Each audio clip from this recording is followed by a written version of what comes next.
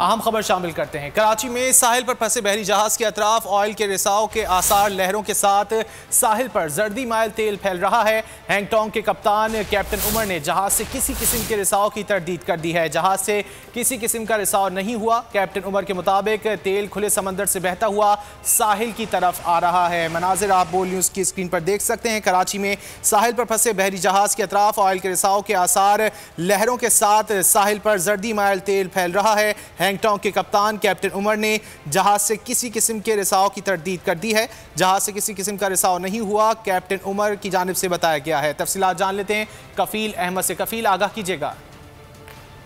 देखिए, हैंगटोंग 777 जो कि तकरीबन 38 दिन से जो है वो कराची के साहिल पर मौजूद है। आज सुबह जर्दी माइल मादे की मौजूदगी के आसार जो हैं वो देखे गए, जिसके बायस से पानी की सतह पर जर्दी माइल मादा जो है वो देखा जा रहा है और इससे जो है वो बुलबुले भी उठ रहे हैं। इस हवाले से कैप्टन उमर से हमारी बात हुई तो उनका कहना है कि जहाज से किसी किस्म का रिसाव जो है वो नहीं हो रहा है और साहिल पर आने वाला जो मादा है वो समंदर से साहिल की तरफ जो है वो आ रहा है। दूसरी नजर में पीपीटी का मैरीन पोल्यूशन कंट्रोल डिपार्टमेंट है वो मुताबिक हुआ है और इस हवाले से जो है उनकी टीम साहिल पर फैलने वाली जो आलूदगी है उसका मुआयना करेगी और इस वक्त जो टीम है मैरीन पोल्यूशन कंट्रोल डिपार्टमेंट की वो साहिल पर जो है वो पहुंच चुकी है।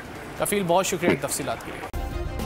सब्सक्राइब करें और बेल दबाएं ताकि कोई खबर रह न जाए।